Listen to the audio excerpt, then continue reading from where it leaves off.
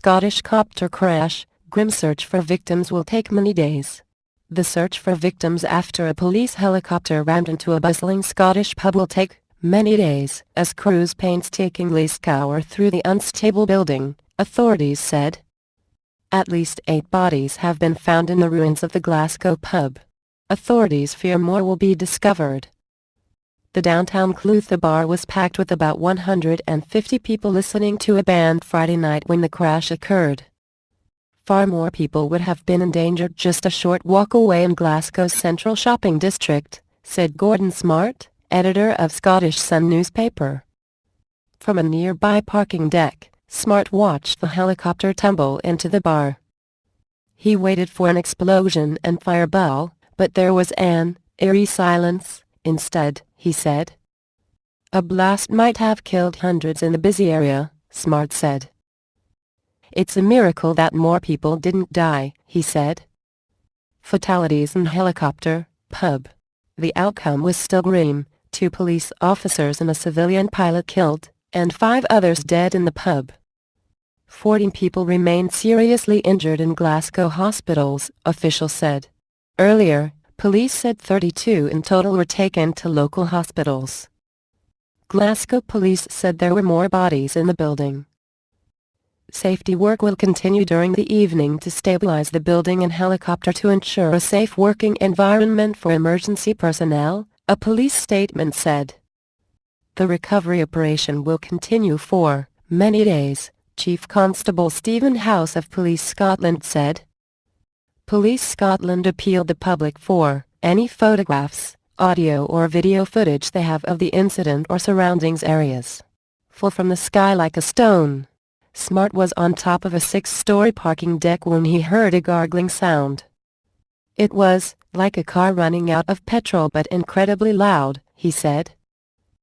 I looked around, and in front of me, between 500 feet and 1,000 feet in the air, I could see a helicopter in distress. And then suddenly it just completely lost power and fell from the sky like a stone and tumbled over, nose over tail. From his vantage point in front of the pub, Smart could not see the helicopter after impact. What I did see, and it's something that will stick with me for the rest of my life, was Glaswegian people running toward the scene, not away from the scene. People running to help, not running away from what could have been a huge explosion, Smart said. Grief and pride. The head of the Scottish government, First Minister Alex Salmond, described it as a black day for Glasgow and for Scotland. Saturday was St Andrew's Day, Scotland's national day. As First Minister, it's a day we can take great pride in how we've responded to this extraordinary tragedy, he said. British Prime Minister David Cameron extended his deepest sympathies to those who lost loved ones, and he praised emergency responders and the bravery of ordinary Glaswegians who rushed to help. Surreal quiet before alarm. The helicopter struck the pub as patrons listened to the Esperanza Band, which had just taken the stage. Most of the helicopter appeared to be inside the pub, said Jim Murphy, a UK Member of Parliament who arrived at the site moments later and saw people scrambling out to get out. Murphy represents a portion of Glasgow. Patrons described a surreal quiet, followed by alarm.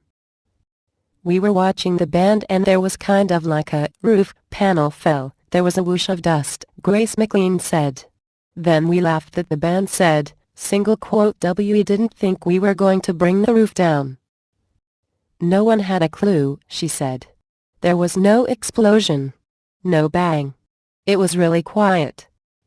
But it quickly became apparent something was wrong, and amid the choking dust there was an outburst of noise from the patrons.